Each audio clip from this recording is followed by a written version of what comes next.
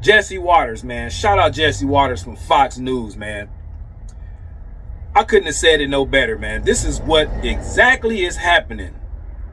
This is exactly what's happening, man. The man got away with words. He put it all together, man. You know what I'm saying? So, hey, look, the truth hurts. The truth hurts, man. They're trying to stop Donald Trump by any means necessary. Any means necessary. Shout out Jesse Waters, man. Y'all look at this, man. I'm gonna stop talking. I'm gonna let Jesse Waters break this whole situation down for y'all, man. Shout out Jesse Waters, Fox News. Let's go. 48 hours since Trump was nearly assassinated again. And tonight, we still don't have any answers. How did an assassin with a scoped rifle get within 300 yards of the former president just weeks after Butler? Why wasn't the club's perimeter secured ahead of time? The Secret Service was aware of the opening in the shrubbery, so why didn't they address it? Why wasn't an agent stationed there before the round? Homeland Security has 80,000 armed agents, more than any other department. Where were they? Mayorkas oversees the Secret Service. Why the Disappearing Act? And how'd the shooter know exactly where to be if this was an unannounced foursome? I am reaching the point of total outrage because the response from the Department of Homeland Security has been totally lacking. In fact, I think it's tantamount to stonewalling in many respects. If necessary, I'll certainly support a subpoena. So the first case is full of dozens of errors, most of them human errors, and someone needs to take responsibility for that, and I don't think they have had adequately. The Secret Service has not accepted responsibility yet for these failures. If a guy can hang out for 10 hours with a semi-automatic rifle, 100 yards from where the president's playing golf, that's a problem. The Biden-Harris administration wants you to keep your nose out of their business. Former federal prosecutor Andy McCarthy says the feds are waging a prosecutorial turf war with the state of Florida to keep total control of the case. Why? Because Biden has his fingerprints all over this. The former president's protective apparatus allowed for the early identification of the threat and led to a safe evacuation. The increased assets directed by President Biden were in place yesterday. That's the Secret Service director admitting that President Biden is personally involved in Trump's security detail. Joe Biden, the man who can't protect our border, has gotten personally involved in protecting Donald Trump. Biden's directing which assets Trump's allowed to have and not allowed to have. The same guy who raided Trump's house is in charge of protecting his life. The same guy who calls him a threat is in charge of protecting him from threats. And Trump's been shot twice, almost twice. If Joe Biden really wanted to provide Donald Trump with proper security, he would. But after 2 assassination attempts, there's still gaping holes. The Biden White House still labels him a threat. I guess it all makes sense. Why would you protect a man you consider a threat? Every leader, national leader, or any leader in this country should be calling out political violence and bringing the country together, not dividing it. Just to be clear, just to clarify, so you're saying that the president and vice president believe that former President Donald Trump should be toning down his rhetoric? So I'll say this. President Biden has been clear-eyed about the threat that the former president represents to our democracy. He's been clear-eyed about that. And after repeatedly being called a wannabe dictator, a threat to democracy who needs to be eliminated, the former president of the United States has survived 2 consecutive assassination attempts, and his political rival, who is now taking a personal role in his security detail, continues to call him a threat. It's been only 2 days since somebody allegedly tried to kill Donald Trump again. And you're here at the podium in the White House briefing room calling him a threat.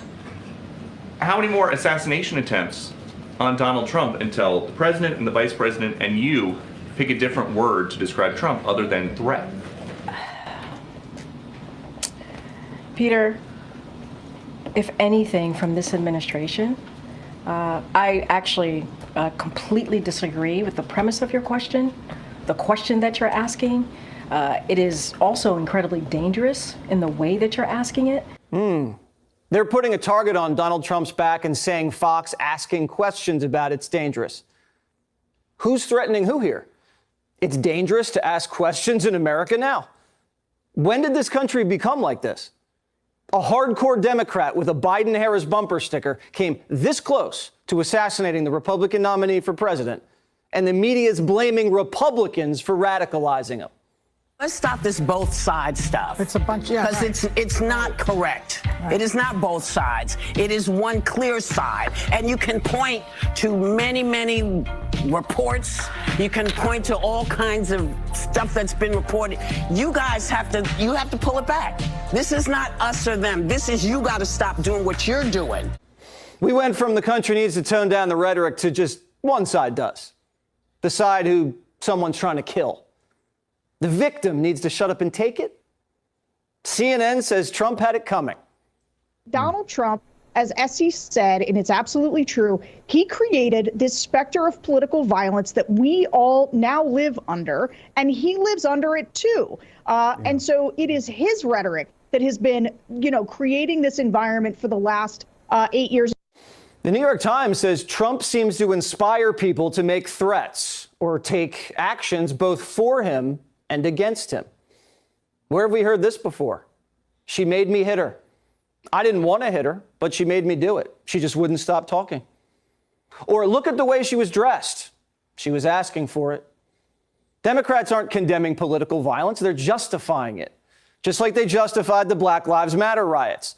It's systemic racism's fault. And it's mostly peaceful. Don Lemon says if Trump doesn't want to get shot, he should just shut up. So if Donald Trump wants Kamala Harris and others to stop saying that he is a threat to democracy, then he should stop threatening democracy. They're putting a gun to Trump's head and telling him to stop running. That's how they got rid of Biden. We can do this the easy way or the hard way. With Biden, they just threatened to nuke his presidential library and invoke the 25th. With Trump, they're saying assassins are going to keep showing up if you don't bend the knee. What they want Trump to do is stop telling the truth. Stop talking about illegal immigration. Stop saying you want peace in Ukraine. Stop fingering us for rigging debates. And stop telling jokes because people like you too much. And more than that, stop whining about almost getting shot. Biden makes up stories about getting shot. Trump gets shot, but he's not allowed to talk about it. The Atlantic says no other president has used an assassination attempt to inflame American politics the way Donald Trump has. Well, that's because JFK didn't survive. Two crazy women tried to shoot Ford, and Reagan was shot by a lunatic trying to impress Jodie Foster. Neither men had been treated the way Trump's been treated. Blaming Democrats for Democrats shooting you isn't inflaming. It's called accountability, something Democrats aren't used to because the media doesn't do its job. Tens of millions of Americans fantasize about seeing Trump tortured, bankrupt, and humiliated. They have emotional issues and project them onto society. It's not our fault they need to get it together. Someone wrote a great book about that. Answer this question. Have the Democrats shown us that they don't want more bad things to happen to Trump? The left doesn't seem scared about what might happen to Trump.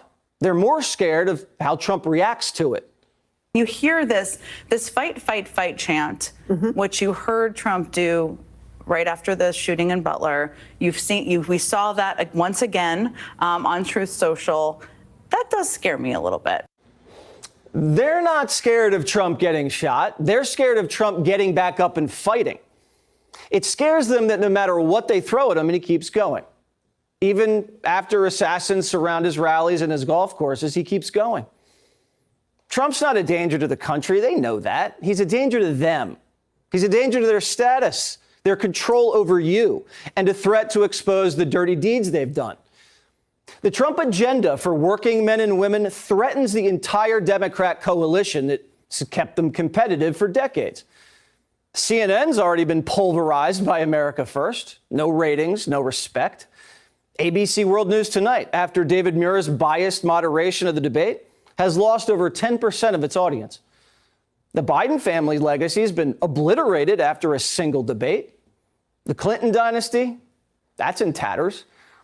And Donald Trump didn't defeat his opposition with lies and lawfare or bullets. He won it fair and square. This is a fight for survival.